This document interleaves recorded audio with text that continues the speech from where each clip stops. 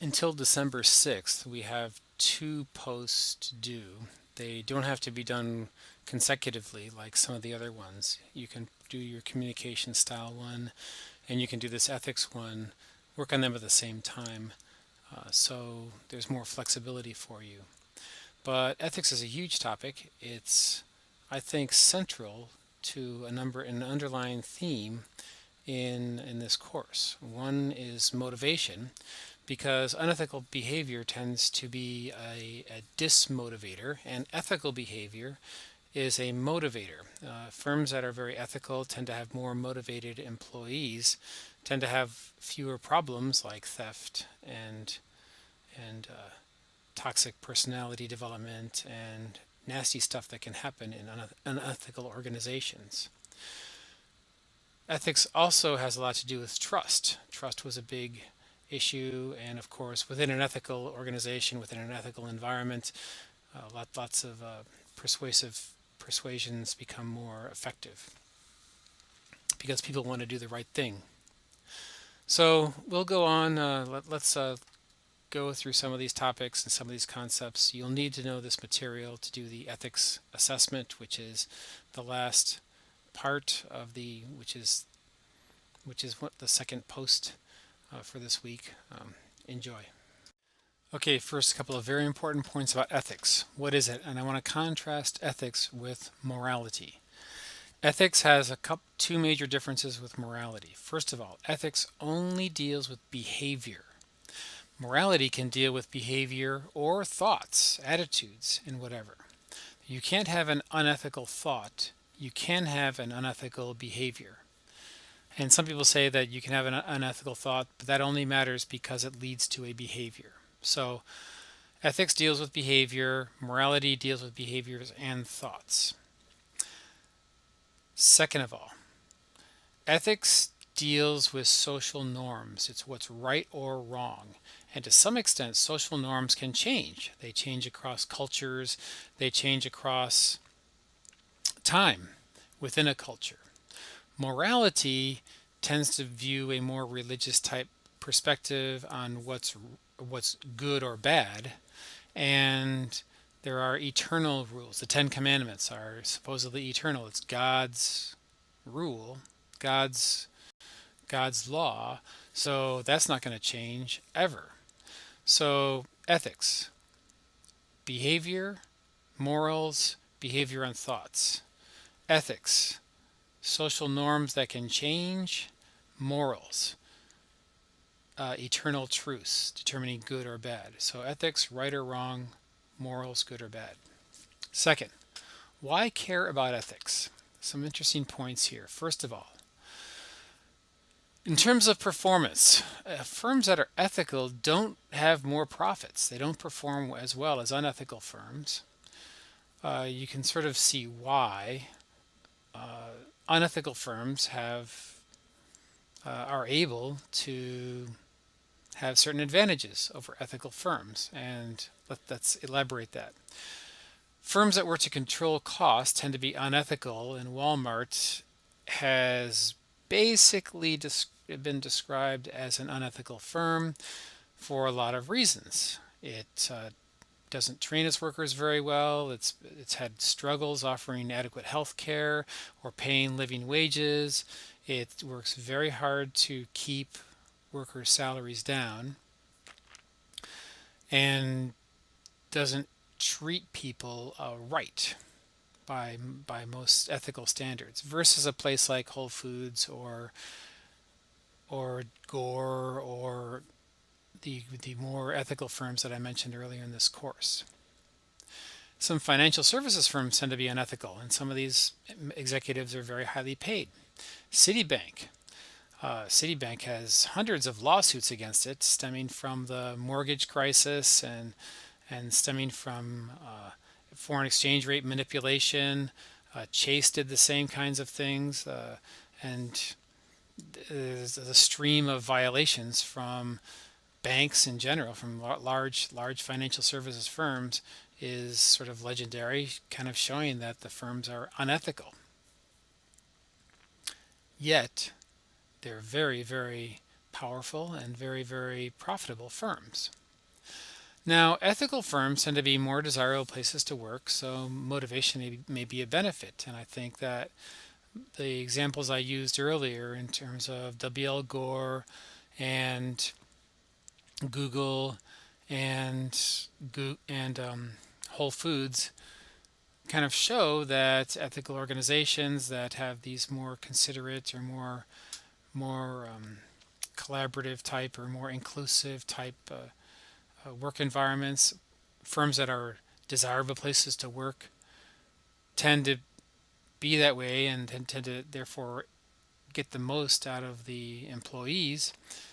They probably also cost a little more, so there's a there's a cost to that benefit. And what's the profit margin of each? It's sort of indeterminate.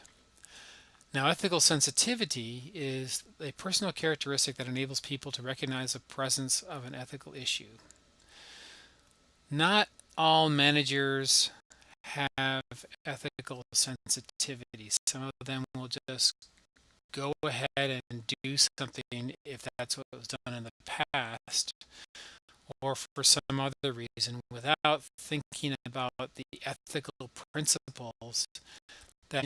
Okay, there are some concepts here, but I'm just going to sort of like describe ethical behavior in firms to get a feeling for the kinds of issues that are at stake. Unethical behavior in firms can take thousands of different forms, but let's look at a few classes. Fraud, of course, harassment. Sexual harassment is a big topic, but harassment in terms of in many different types of toxic personalities that harass, bully others. Some of it is legally actionable, some of it is not. Discrimination in many forms, child labor, unsafe conditions, conflict of interest. If you have managers making decisions where they have a personal interest at stake, is unethical. Unfair treatment. A recent topic, of course, is green. A lot of companies are considered ethical these days because they treat the environment very well. The oil companies, of course, are a big case in point. Now, unethical behavior of firms often takes something I call the compliance model of ethics. What the compliance model says is that our firm is ethical because we are not caught breaking any laws. Okay, got that? So firms will consider themselves ethical because their operations are legal. They use the legal definitions to determine what is ethical. Now, of course, I've worked in some of these firms. Unfortunately, my past is a little bit checkered. What happens is managers will tend to commit fraud, have unsafe conditions, as long as there's plausible deniability or as long as it can't be proven by a lawyer. That's often the case. In reality, managers actually know that what they're doing is illegal or certainly unethical, but they don't mind because it's profitable and they get their bonus and everyone else is doing it, and it helps the profit of the company. Now, the compliance model tends to have ethics in the organization ruled by lawyers. The goal is to avoid misbehavior, that is, especially misbehavior that can be proven in court. And there's an assumption of self-interest, so that people in a compliance model, the assumption is that everybody's out to maximize their personal well-being with a minimum of effort. I'm going to contrast this unethical behavior in firms on the way it tends to be and the way it tends to be justified with ethical behavior in firms. Firms that I mentioned, of course, the Whole Foods, the Gores, the Googles, and the thousands of firms that are very ethical out there, tend to have a different approach to ethics. It's not so much that the law determines what's ethical, but rather the managers of the firm determine what's ethical. Managers of a firm, like I say, ethics implies conformance with norms. Firms can set within themselves their own norms, norms for respectful treatment of others, norms for allowing all employees to reach their potential, norms for any number of very important values that firms may have. Now, if firms do have this kind of code of conduct, if they have these kinds of high value, if they have a reward system that includes ethical behavior as a criterion for performance evaluation, it follows not the compliance model, but the integrity model, where firms will develop their own values and norms, and where ethical conduct becomes part of the culture of the firm. Contrasting with the assumption of self-interest of the compliance model, in the integrity model, there's an assumption that people are motivated by self-interest, but also by idealism, and also by relationships with peers. So that I think it's a more inclusive way to look at the motivation of people, and indeed there are lots of people out there who are indeed motivated by idealism and relationship with peers, so there's a nice argument for the ethical behavior. So here's some examples. The unethical behavior of firms sort of explains why some firms don't get it, and the bottom one explains why some firms do. And hopefully I've given you something else to think about when looking at your own firms. I'm going to offer you 4 different ways, at least, to look at ethical decisions and how to determine, in addition to those examples of fraud, conflict of interest, unsafe conditions, and so forth, just a general theoretical approach as to how we can determine what ethics are, how we can frame an ethics decision, the ethicalness of a decision. The first principle is utilitarianism. Defined here, utilitarianism basically says a decision is ethical if the results of that decision, if the outcomes of that decision, all the outcomes to everybody in the whole world, if the sum total of the positive outcomes outweighs the sum total of the negative outcomes, so the good consequences versus the bad consequences. For example, if you fire somebody as a manager, is that ethical? Well, you could argue that firing somebody is ethical if the good that comes out of that.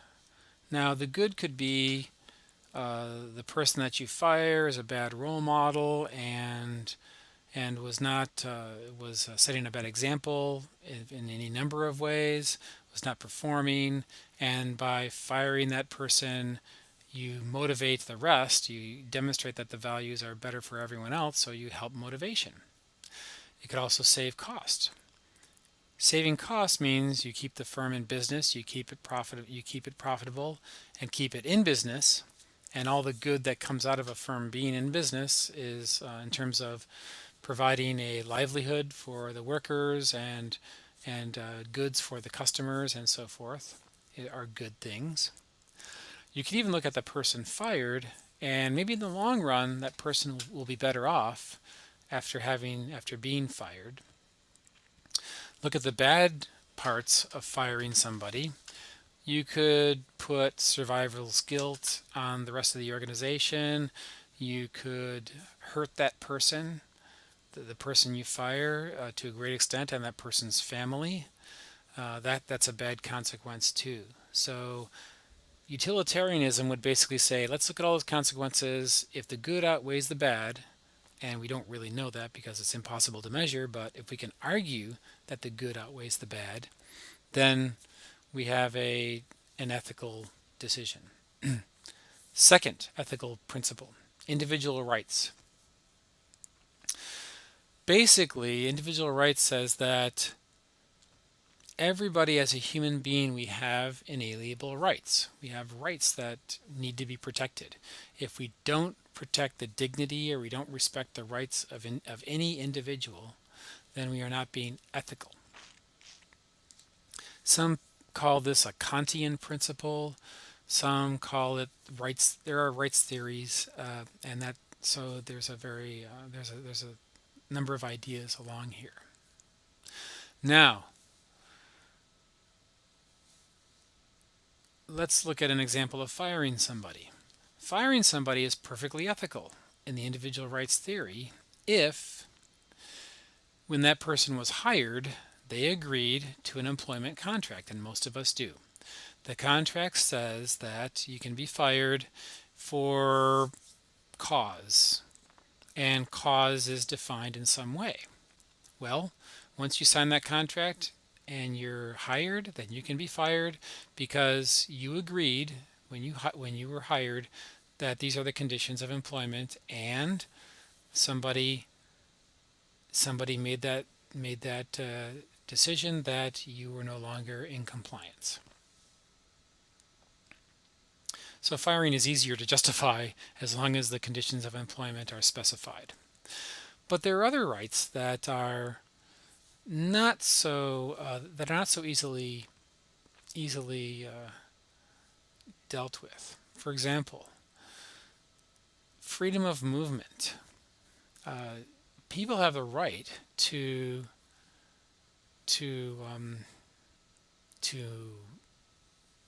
associate with others. They have the right to move, to live where they want to live, and they have the rights. They have certain freedoms, and you can't restrict those under any circumstance.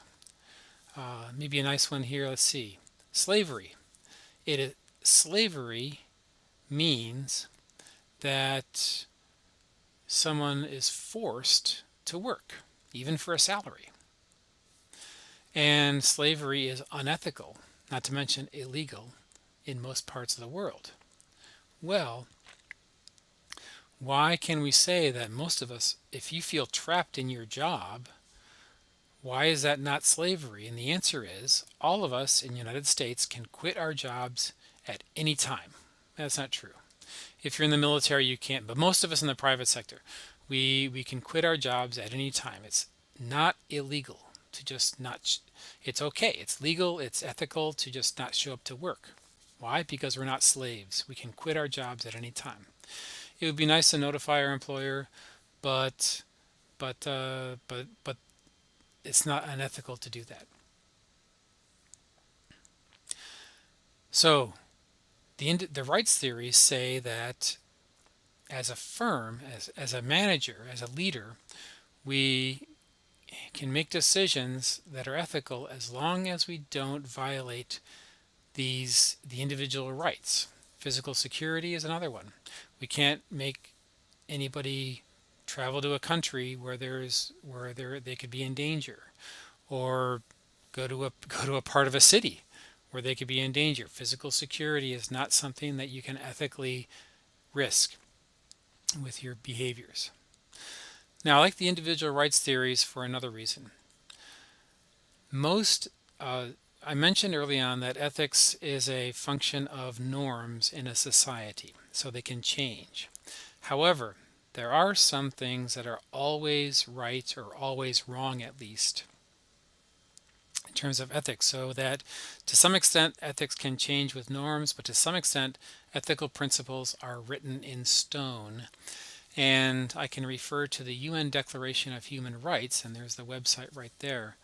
The United Nations Declaration of Human Rights specifies norms or behaviors that are always unethical. So there is an eternal part Like I say, that these individual rights are pretty much a function of the fact that we're human beings worthy of dignity and respect. In addition to utilitarianism and individual rights theories, there are some justice theories. Distributive justice is linked to equity theory and motivation that I explained way back in the motivation slide. And it's the idea that people's burdens and benefits should be similar. So in other words, if somebody is paid more than somebody else in a firm, then that person who's paid more should bear more of the burden of the work of the firm than somebody paid less. And two people who bear similar burdens within the firm in terms of responsibilities, requirements, and so forth should receive similar benefits. So distributive justice is violated in some very classic cases. If women are paid less than men, that's a distributive justice issue. For doing the same work, that's a distributive justice issue. If one division of a firm is paid more than another division of a firm, and you can't justify that on any burden argument, that we have a distributive justice issue. Contrasting with distributive justice is the idea of procedural justice.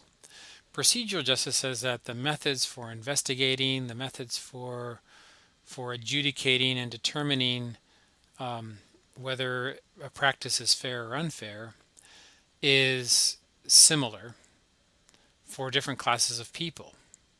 So, if you have an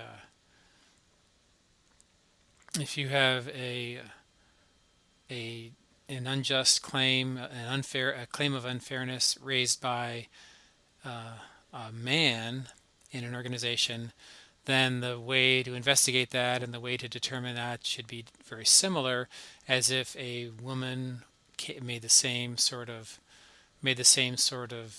claim of unfairness. So procedural justice just describes the means by which the fairness and unfairness of decisions is determined, and it would be just if the same procedures were followed for all people, in all cases.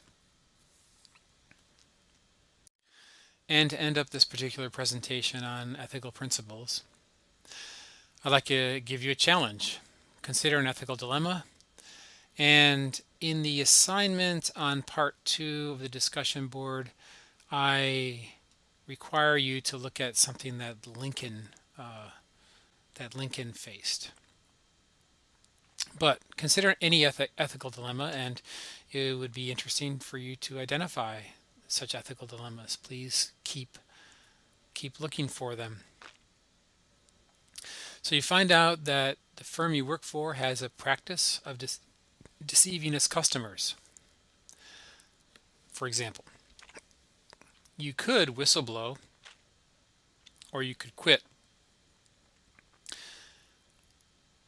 or you could change your ethical sensitivity and tolerate it. So the number of ways you can handle this, and you want to do neither, but what can you do? How do you cope with this?